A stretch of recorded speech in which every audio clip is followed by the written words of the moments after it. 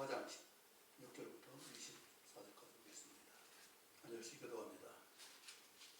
예수께서 그 자라나신 곳 나사렛에 이르사 안식일에 늘 하시던 대로 회당에 들어가사 성경을 읽으려고 서심해 선지자 이사야의 글을 들거늘 책을 펴서 이렇게 기록된 데를 찾으시니 곧 주의 성령이 내게 임하셨으니 이는 가난한 자에게 복음을 전하게 하시려고 내게 기름을 부으시고 나를 보내서 버려진 자에게 자유를 눈먼 자에게 다시 보게 함을 전파하며 눌린 자를 자유롭게 하고 주의 은혜의 해를 전파하게 하려 하심이라 하였더라.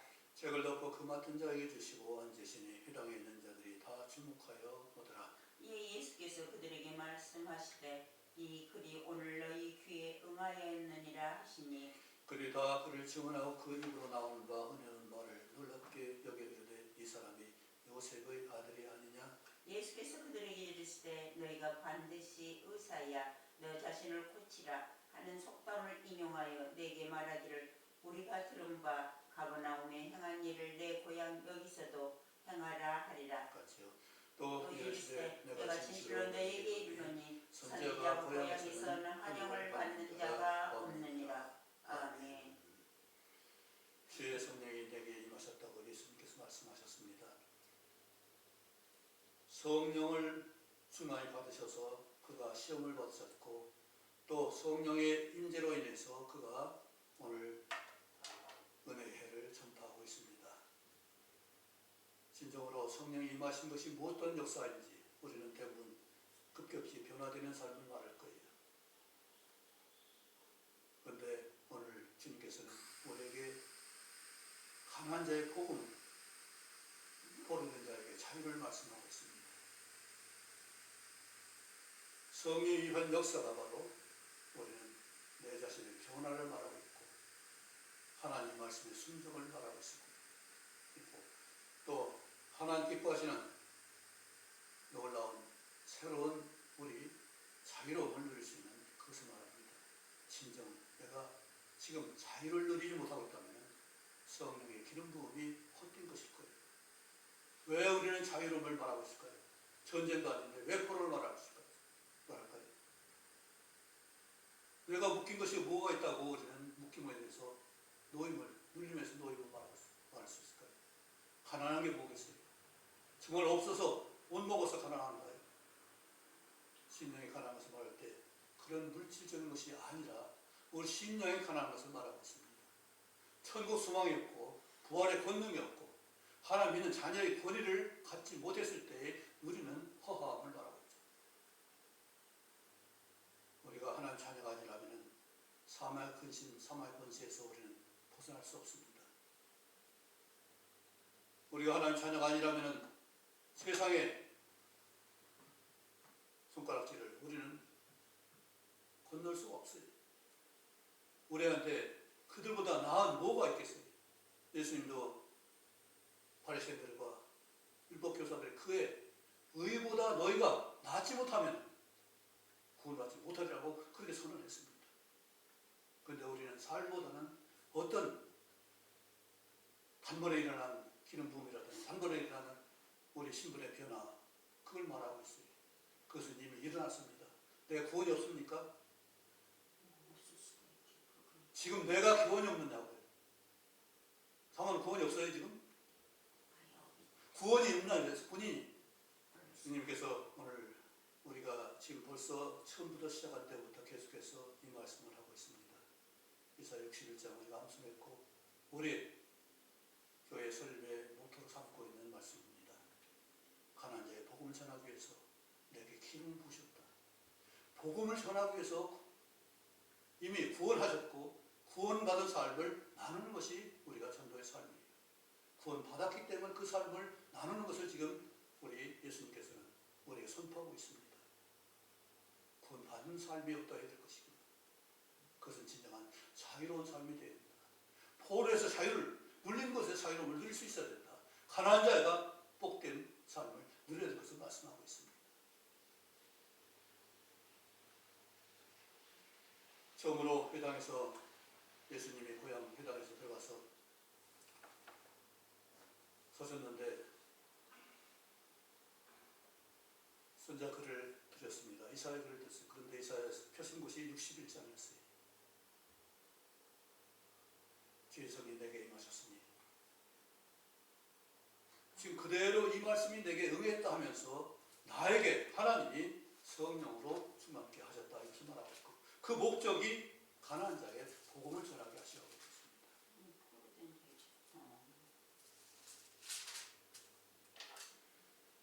가난한 것은 다시 말하지만은 없어서 가난한 것이 아니라 물질이 없어서 가난한 것이 아니라 사람이 없어서 가난한 것이 아니라 내 마음에 천국이 없고 믿음이 없고 소망이 없는 것을 말하고 있어요.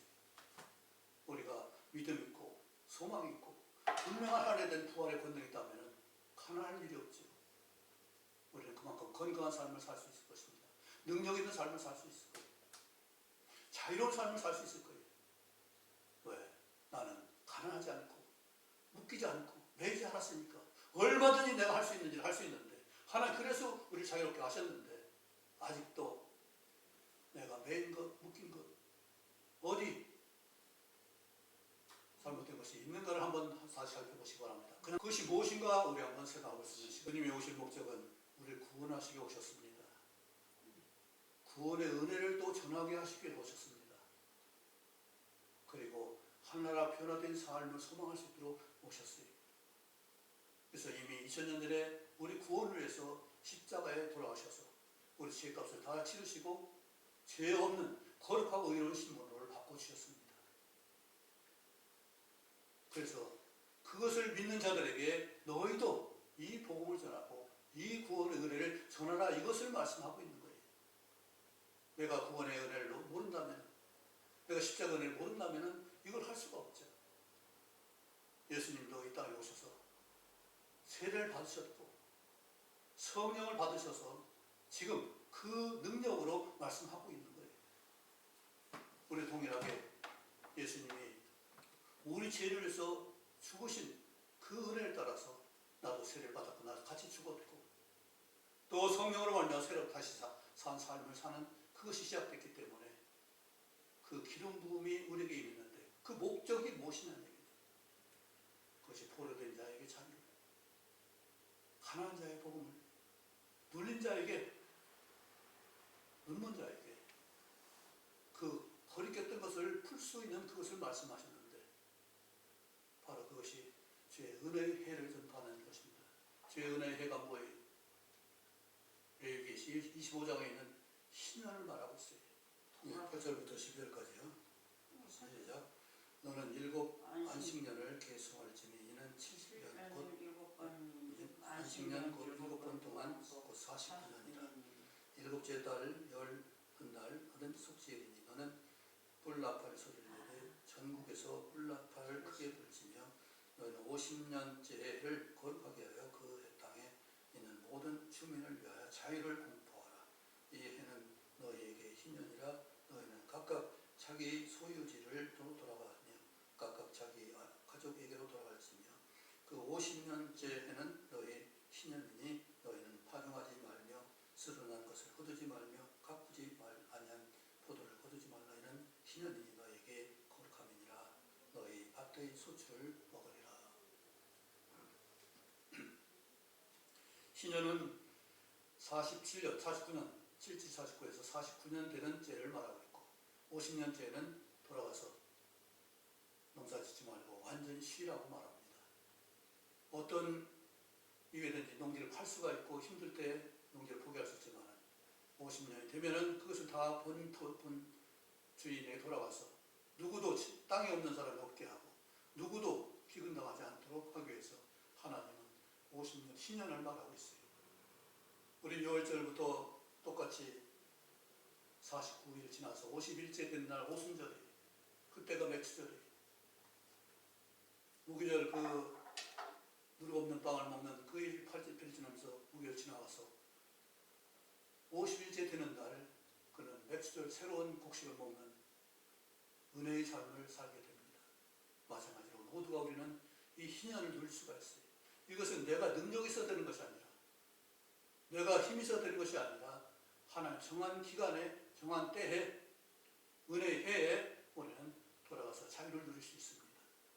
그 안에는 우리가 속박돼서 종될 수도 있고 남의 품꾼이 될 수도 있지만 50년이 되면은 이런 모든 굴레를 벗어나서 자기의 본토, 자기 집으로 돌아갈 수 있는 그것이 바로 희년이에요. 하나님 이것을 말하고 은혜의 해. 은혜의 해를 우리는 다 가지고 있는데 이미 예수님으로 말미암아서 이 은혜의 해를 다 입었는데 이제는 우리는 종될 것이 아니라 포로가 아니라 자유롭게 우리는 하나님 주신 은혜를 따라서 살 수 있는 그것이 바로 은혜의 해입니다.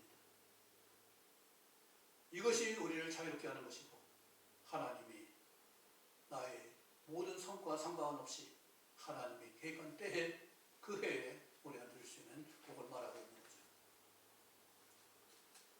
우리에게 지금 눈 먼 게 뭐겠어요? 보지 못하는 게 뭐겠어요? 하나님 약속을 보지 못하는 것이고 하나님 성취를 보지 못하는 것이고 하나님 복을 보지 못하는 것이 눈 먼 자 아니겠어요? 세상 사람들이 얼마나 많은 사람이 밝게 돌아다니지만 결국은 하나님을 모르는 것은 눈 먼 자나 마찬가지예요. 예수님이 바리새인들을 예수님 바리새인들에게 뭐라 했어요? 소경이요. 보지 못하는 자라고 했습니다. 왜 그런 말씀을 했겠어요? 성경을 보고 알고 있으면서도 실제로 그 적응에 대해서 하나도 모르기 때문에 말씀 행할 줄 모르기 때문에 눈 먼 자라고 했어요. 지금도 마찬가지예요. 하나님의 말씀을 듣고서 우리 구원에 대신 분은 감사하지만 구원의 삶을 하라는 말씀은 그것이 부담이 돼서 모른 채 하고 있어요. 정말로 내가 눌린 것이 무엇인지, 왜 스트레스 받고, 내 아파하고 힘들어하고 그런 그 모든 것들이 뭐예요? 그 원인이 뭐예요? 왜 불안전하고 불신하고 힘들고 조울증, 우울증이 걸리겠어요? 그러니까 신분에 맞게 살았으면 자유로울 텐데 그걸 아무리 정말 내 수준 정해서 되는 것이 아니라 하나님이 하게 하시는 힘으로 해야 되고 하나님 도심으로 해야 되는데 내 의지를 해서 하면 아무리 해도 그처럼 열심히 사는 분은 얼마나 없을 거예요. 그럼에도 그것에 흡수하지 못하고 아직도 부족하다. 아직도 연약하다. 그건 이미 말씀으로 이미 알고 있어요. 과거에 내가 완전하게 자유롭게 됐다는 신분을 아직도 모르고 있어요. 내가 보답해서 갚을 줄 알아요. 행위를 무시하면 은혜가 없다고요. 그 행함으로 복을 받는 것이지 행함이 없는데 복이 어디 있어요? 말씀 순종하지 않고 어떻게 복을 받냐고요. 말씀 순종에 대해 이게 복이구나, 이것이 진짜구나, 이것이 열매구나 그것을 누릴 수 있는 것이지 내가 구원받은 신분만 가지고 아무 행함이 없다면 어떤 복을 누리겠어요? 어떤 상급을 누리겠어요? 구원받았으면 구원받은 삶에 합당한 삶을 통해서 하나님 이래서 구원을 하셨구나, 이래서 나를 돌보시는구나, 이래서 나에게 힘을 주시는구나 하는 그것을 느낄 수 있는 거잖아요. 내가 하나님 말씀 순종해봐야 하나님 말씀 진짜인지 진정 사랑인지 은혜인지를 알 수가 있지. 내가 할 수 없는 것을 하나님 도와서 할 수 있으니까. 내가 어떻게 사랑할 수 있어요? 내 능력까지 어떻게 사랑할 수 있어요? 사랑 끝까지 책임지는 것이 예수님이 사랑하실 때 끝까지 사랑하셨다는데 어떻게 우리가 그렇게 할 수 있어요? 오정수 씨가 그렇게 열심히 했지만 그도 감당할 수가 없어요. 그도 힘들어하고 있어요. 구원받은 삶은 구원받는 데는 조건이 없어요. 누구든지 믿으면 돼요. 그런데 구원받았다면 믿음으로 살아야 된다고요. 자기 의무고 내 성과잖아요. 그것은 끝이 없어요. 아무리 많이 해도 밤새도록 우리가 여기서 자지 않고 참 집에도 안 가고 여기서 봉사할지라도 소용없는 얘기예요. 내가 그 모든 것이 감사로 할 수 있고 아멘. 덤으로 할 수 있고 아멘. 기쁨으로 할 수 있어야 그것이 은혜가 되는 것이지 내 노력을 해서 된다면 내가 10시간 하면 그만큼 품삯이 똑같은 거다. 나 이만큼 받았다. 그래서 품삯 비유가 되는 거예요. 아침 6시부터 와서 일하는 사람 해 뜨자마자 와서 일했어요. 점심때 와서 일했어요. 저녁에 마지막 해질 때 1시간 전에 와가지고는 일했어요. 근데 똑같이 구원의 은혜를 말하고 있어요. 품삯의 은혜를 말하고 있다고요. 그럼 왜 그래요? 왜 하나님은 1시간짜리 하고 12시간짜리 하고 이것을 구분을 안 할까요? 안 해. 왜 안 할까요? 은혜 그 사람 내가 그 태도에 선택받은 순간부터 은혜가 되면 복이에요. 그것이 12가지 1시간이든 12시간이든 그게 내 복이라고요. 일할 수 있는 복이에요. 상급 받을 수 있는 복이에요. 삭슬 받는 것이 아니라 성급받는, 내가 이게 편하게 일할 수 있고 소망 가지고 내가 이렇게 근심하지 걱정하지 않고 와서 일할 수 있었던 거 얼마나 감사해요. 근데 마지막까지 1시간 늦게 온 사람 어때요? 11시간을 근심 걱정했어요. 오늘 일 못하면 어떡하지? 다른 일도 힘들어서 해서 지금 늦게 왔는데, 늦었는데, 그것 때문에 그 일도 제대로 못하고 다시 풀짝 분부받은, 그거 기대할 수도 없잖아요. 이제 1시간 일하고 어떻게 돈 받을 생각을 해요? 그런데 하나님은 그 11시간 고생한 그 스트레스를 그를 받으셔서 풀어주시고 일할 수 있는 자의 특권을 거기서 주신 거잖아요. 그에게 먼저 품삯을 주고 먼저 위로하고 너 고생했다, 힘들었다. 12시간 일한 그 고통보다도 11시간 그 안절부절하지, 이거 걱정 의심하고 일 못하면 어떡하지, 내일 굶어야 되나, 이런 걱정하고 있는 그 사람에게 선택을 주신 하나님의 은혜가 얼마나 크냐고. 12시간 일한 사람은 땀나고 힘들었을 거예요. 그런데 11시간 동안 그 일 때문에 여러 가지로 이것저것 반박 뛰다가 온 사람은 그보다 더 힘든 시간들을 보냈을 거예요. 하나님 그걸 아시고 우리는 얼만큼 노력했느냐가 아니라 얼만큼 진지하게 그 은혜를 받아들이고 은혜에 감사하며 정말 사랑하며 섬기는 삶을 살았는지 그것을 생각할 수 있어야 돼요. 우리는 단순 비교를 많이 합니다.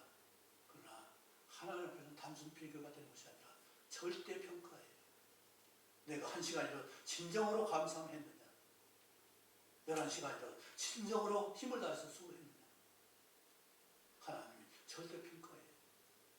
어린아이에게는 어린아이 수준으로, 소년의 소년의 수준으로, 청년은 청년 수준으로, 장년 수준으로, 그 능력에 맞게 그 수준으로 내가 진정으로 하느냐, 그걸 보는 것이라. 내가 무슨 일 하든지 자유롭게 정말 불평하고 원망하지 않고 기쁨으로 감사를 했다면 그것은 복이 되는 것이지만, 아무리 많은 시간 들여도 불평을 했다면 나에게도 다른 사람이 복이 되지 않는 것은 너무 자명하잖아요.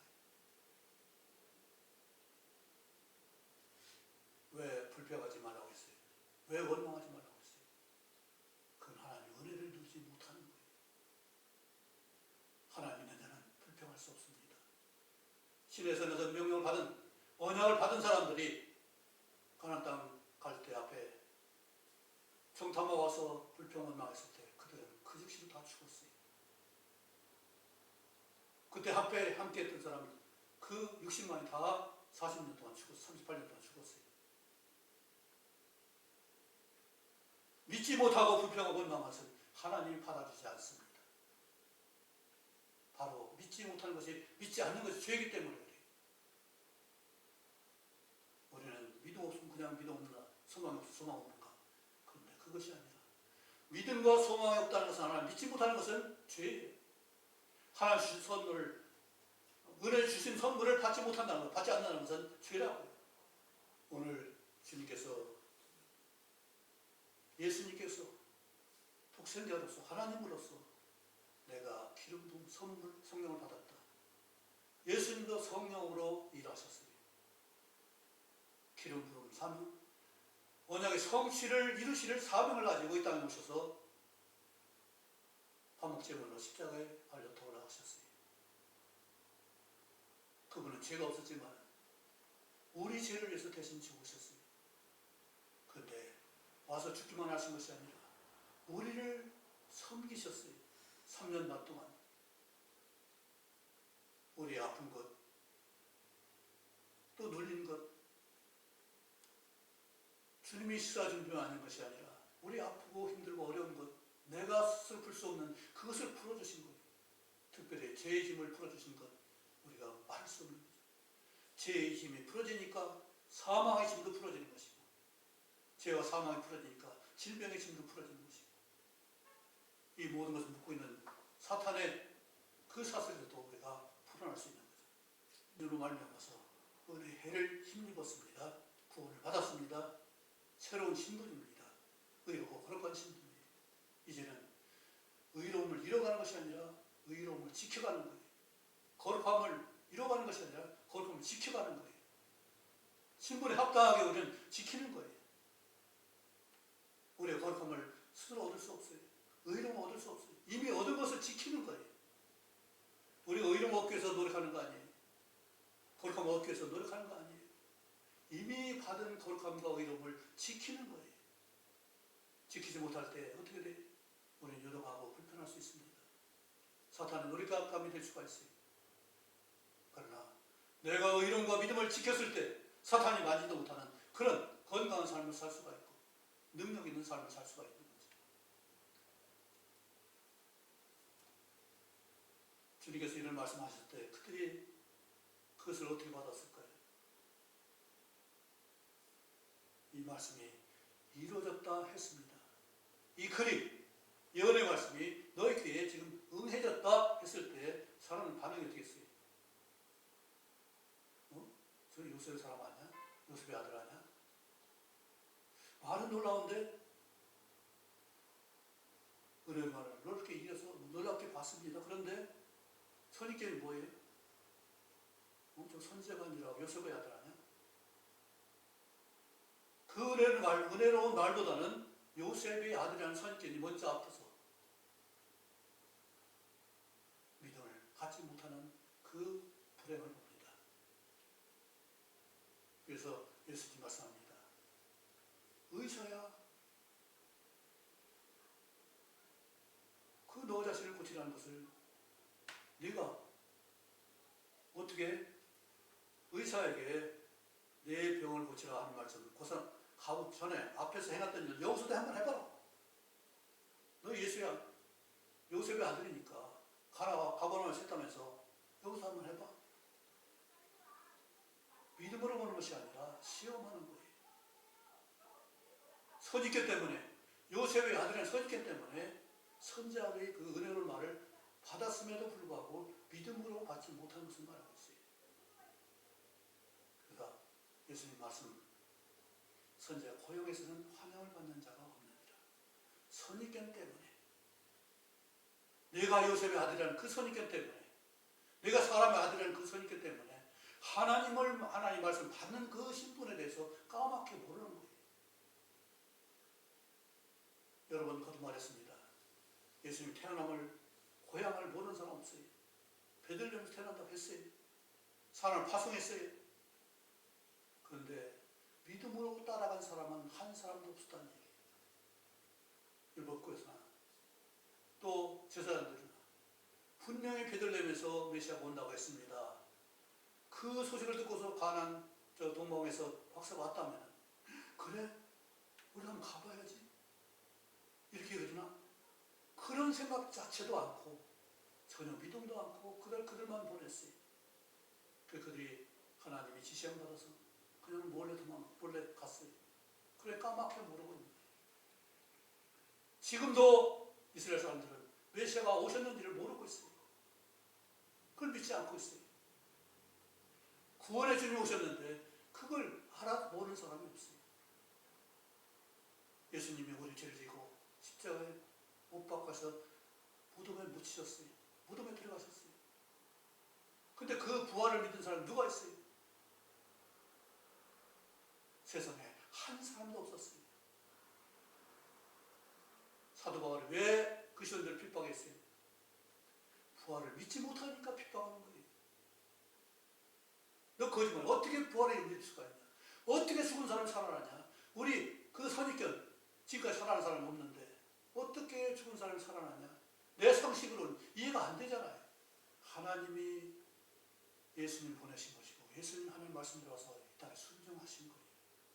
순종한 삶을 살았는데 그 부활을 얘기했을 때 나는 하나님이기 때문에 하나님께서 나를 부활시켰다는 그 사실을 제자들이 말했지만 제자들은 아무도 믿지 못했어요. 살아나셨다는 소식을 듣고도 아무도 안 믿었어요. 마리아가 소식을 전했는데 아무도 안 믿었어요. 베드로 요한은 가서 봤어요. 확인해 봤어요. 예수님 무덤에 안겨 있었어요. 무덤 지체가 없었어요. 그걸 돌아갔어요. 이처럼 믿음이 우리 상식에 이해되지 않는 것을 믿는다는 것은 쉬운 일이 아니에요. 하나님 믿게 하지 않으면 믿을 수가 없는 일이에요. 아무도. 사도 바울이 얼마나 현명한 사람이었어요. 똑똑한 사람이었어요. 학자였어요. 열심히 있는 사람이었어요. 그런데 왜 성경을 믿지 못하고 예수님 말씀 믿지 못하고 예수님 믿는 사람들, 부활했다는 사람을 핍박을 했을까요? 상식적으로 이해가 안 되기 때문에 그래요. 믿어진 역사는 예수님 만나야만 되는 일이고 성경의 성령의 감동을 받아야만 되는 일이에요. 그냥 믿어지는 게 아니에요. 사도 바울이 다메섹 갈 때 빛이 둘러 비쳤어요. 그리고 예수님 음성이 들렸어요. 사울아, 사울아, 왜 나를 핍박하느냐? 그럼 몰랐어요. 주여 누구십니까? 나는 내가 핍박하는 사울이 몰랐지 당연히. 예수를 만나고 나서 그가 180 바뀐 거예요. 만나. 우리가 하나님 성령을 만나지 못하고 감동을 만나지 못하고 성경을 볼 때는 소용없는 얘기예요. 성경 말씀이 성령으로 다가와서 나에게 감동을 줬을 때 내가 그것이 아멘하고 받아들일 수 있는 역사가 있어야 내가 믿어지는 것이지. 이거 공자도 말했고 소크라테스도 말했는데 이런 어떤 윤리적으로 말한다면 아무 소용없는 얘기예요. 예수님의 이름으로 교회가 있는 것이고 예수님 이름으로 성경을 인용하는 것이고 하나님의 약속의 성경을 인용하는 것이지 강단에서 윤리를 말하는 게 아니라고요. 예수님이 하신 말씀 그대로 따라서 살아야 된다. 이것을 말하는 거죠. 거듭 말하지만 내가 길이요 진리요 생명이요 이 말씀을 하신 분은 세상에 예수님 외에 누가 있냐고요. 진리가 너를 자유롭게 하려는 말씀이 누가 있냐고요. 생명의 말씀이 너를 자유롭게 한다는 것은 부활의 권능만 행한다니 분이 그렇게 하실 수 있는 것이고 성령을 보내신 분만이 그렇게 말씀하신 거잖아요. 왜요? 말씀과 성령이 함께 일하기 때문에 우리 안에 성령을 내주하게 하셔서 말씀을 감동을 받을 수, 인도를 받을 수 있는 통치를 받을 수 있는 사람만이 성경을 말씀을 들 수 있는 거잖아요. 세상에 누가 그런 말을 하는 사람 누가 있어요? 부활을 얘기한 사람 한 사람도 없어요. 다시 오시마 약속한 분도 없어요. 그리고 성령을 보내주겠다 말씀한 분 없고 성령의 감동으로 먼저 말씀으로 사는 그 일을 세상에 누가 말하느냐? 예수님밖에는 하나님밖에는 우리 안에 계신 성령의 감동밖에는 우리는 알 수가 없어요. 오늘 모든 선포의 예언의 말씀이 바로 가난한 자에게, 포로된 자에게, 누린 자에게, 눈먼 자에게 실제적인 것이 아니라 말씀이 보여지지 않고 말씀이 이해되지 않고 믿어지지 않는 사람들에게 은혜의 해를 전파하는 거예요. 너희가 이제는 눈을 뜨고 묶인 것이 무엇인지, 근심 걱정이 무엇인지, 의심 불안이 무엇인지, 내가 매여 있는 것이 무엇인지, 상처와 피해의식이 뭔지 이걸 알고서 하나님 지혜하신 지혜의 능력을 믿고 새로운 건강함으로 내가 스트레스 받지 않고 상처받지 않고 이제 당당하게 하나님 사람으로서 그렇게 건강하게 살 것을 하나님 말씀하는 거죠. 은혜의 해에 우리는 들어갔습니다. 이미 아픈 것, 이제껏 누린 것, 여러 가지 봉사했던 모든 것들이 이제는 50년, 10년이 차서 우리는 은혜의 해에 들어갔어요. 예수님 부활을 말미암아서 우리는 죄사함도 우리는 온전하게 입었어요. 부활의 권능도 우리 약속 받았어요. 주님 오실 때 영화된다는 사실을 이미 영화된다는 사실, 예수님 영화로운 몸처럼 변화된다는 사실을 빌립보 3장 21절에 분명히 말씀했어요. 약속이 있는 삶이라. 그것이 있으면 당당해야 되잖아요. 자유로워야 되잖아요. 능력있게 살아야 되잖아요.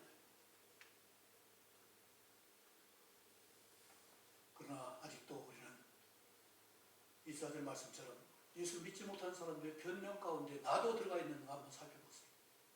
저 사람 뭐 때문에? 저는 뭐 때문에?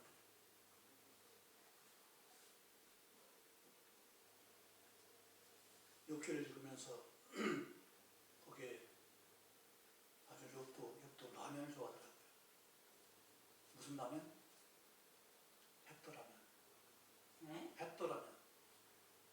낫지 않았게 했더라면이었어요. 했더라면이니까 라면을 우리가 분하면 했더라면이라고. 과거에 내가 이렇게 안 됐더라면 그렇게 낫지 않아. 우리는 은혜에 들어갔는데 은혜에 우리는 새로운 삶을 살았는데 내 의지와 상관없이 믿음으로 말미암아서 구원의 은혜를 누릴 수 있는 것이고 예수님이 우리에 대한 죄의 화목제물을 말미암아서 죄 사함과 부활의 권능을 함께할 수 있고 내가 잘해서가 아니라 내가 의로워서가 아니라 나는 죄 가운데 죽을 수밖에 없는 것. 죽음을 예수님 대신 죽으시고 우리에게 의롭고 거룩한 삶을 주신 거잖아요. 죄가 있는 상태로는 우리가 가난하지 않으면 가난해. 우리 많은 사람들이 내 배가 부르면 가난해서 배고프지 않으면 배고픈 사람이 그래서 가장 우리가 지금 매여 있는 것이 인정받지 못하고 무시당한 그 아픔이 그 피해의식이 누구의 은혜가 다 있을 거예요. 하나님의 구원의 은혜를 못 누리는 거예요. 하나님이 모든 걸 비춰서 나는 하나님 앞에 하나님 은혜를 알아야 회개가 나와요. 그냥 회개가 되는 것이 아니라 맞아. 하나님이 나에게 무엇을 했는가 옳은 걸 봐야 그런 걸 알 수가 있다고요. 참된 것을 봐야 거짓을 볼 수가 있는 것처럼 예수님을 보여야 내 잘못이 드러난다고요. 빛이 비춰야 내가 얼마나 더러운지를 알 수가 있어요. 그래서 주님이 은혜에 빛의 영광을 우리가 누릴 수 있어야 돼요. 아무리 청소를 깨끗이 해도 한번 그 햇빛 싹 비칠 때 그 바닥을 한번 보세요. 아무리 깔끔해도 거기 먼지가 있어요. 이 공중에 있는 먼지 그 가라앉는 것을 우리가 다 없앨 수 없어요. 절기로 보아서 6월절과 맥주절이 50일 가이라 49일 완식일이 49일 그게 토요일이라고 토요일 끝난다고요. 그 다음 하루 다음은 주일날이라고요. 주일이 주님도 부활했고 은혜해도 되고 맥주절도 돼요. 예수님이 6월절 양으로서 금요일날 저녁에 3시에 금요일날 3시에 돌아가셨어요. 3시에 들어서 무덤에 들어갔어요. 그래서 토요일날 금요일 저녁부터 토요일 저녁까지 안식을 취하셨어요. 그리고 주일 아침에 부활하셨어요. 그래서 주일 아침에 초실절이라고 해서 그 옛날에는 그 이스라엘은 절기가 좀 빠르잖아요. 우리보다 좀 따뜻한 나라니까. 그래서 처음 익은 곡식을 그날 무기절 첫날에 흔들어서 요절을 드렸어요. 그것이 초실절이에요. 6월절과 무기절과 초실절이 같이 묶여있어요. 6월절에 예수님 부활했고 맥시절은 초실절 지나서 49일 뒤에 즉 6월절 뒤에 50일 10월절로 7월 1일이 나팔절이고 7월 12일이 대속절이고 7월 14일 전부터 초막절. 그걸로 하나님이 내 앞에 온 것을 감사할 수 있어야 되고 그 모든 것이 이제는 감사로 행해야 되고 사랑으로 하는 것 외에는 그게 다 바로 율법적인 것입니다. 하나님 주신 순종도 예수님이 하신 순종도 어떻게 보면 율법이잖아요. 율법 1.1도 다 그러지 않고 있으니까 율법적이잖아요. 그러나 그것은 우리를 구원하시기 위해서 죄가 없는 것을 드러내시기 위해서 하신 일이에요. 죄가 없으신 분이라야 화목제물이 될 수 있습니까? 우리를 위해서 대신 죽으실 수 있습니까?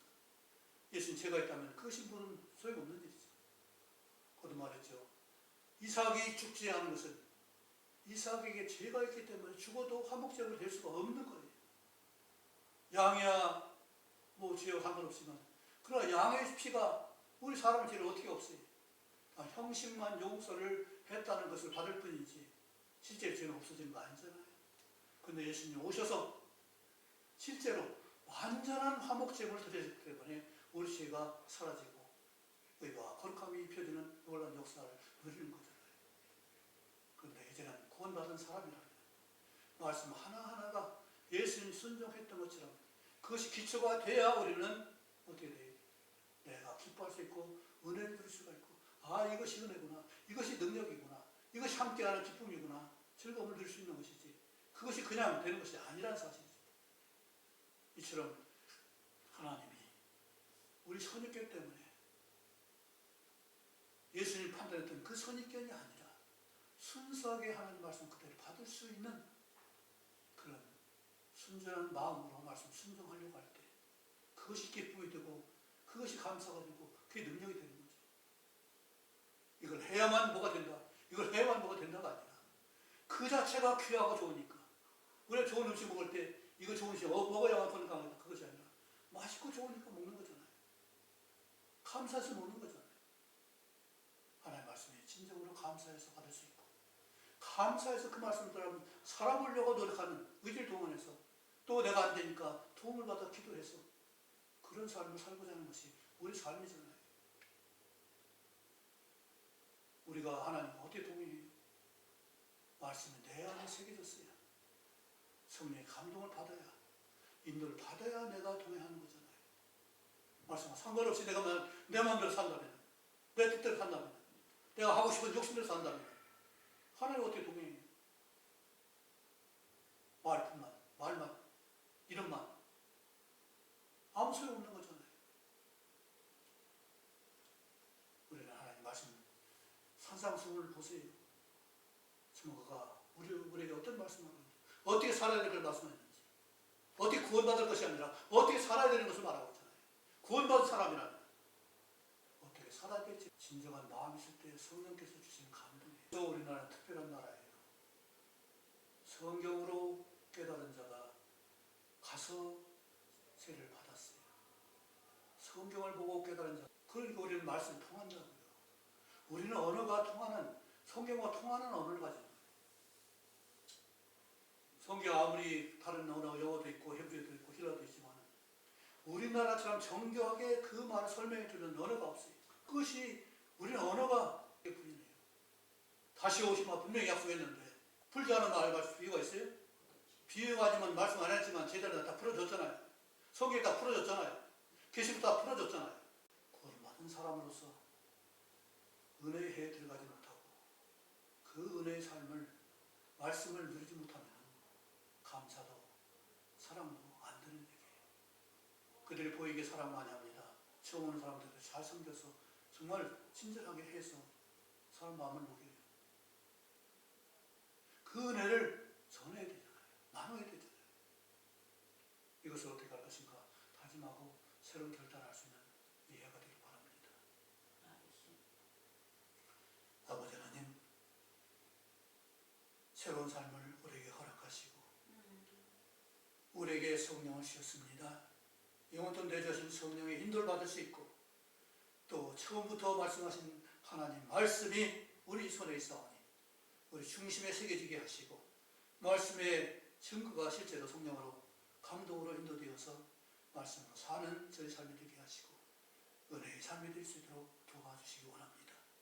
이미 구원의 은혜에 들어오게 하신 것 감사하고 이제 모든 삶 순간순간이 하나님 말씀으로 살아있는 역사와 말씀이 열매를 맺는 삶으로 될 수 있도록 저희 삶을 다스려 주시고 인도해 주옵소서.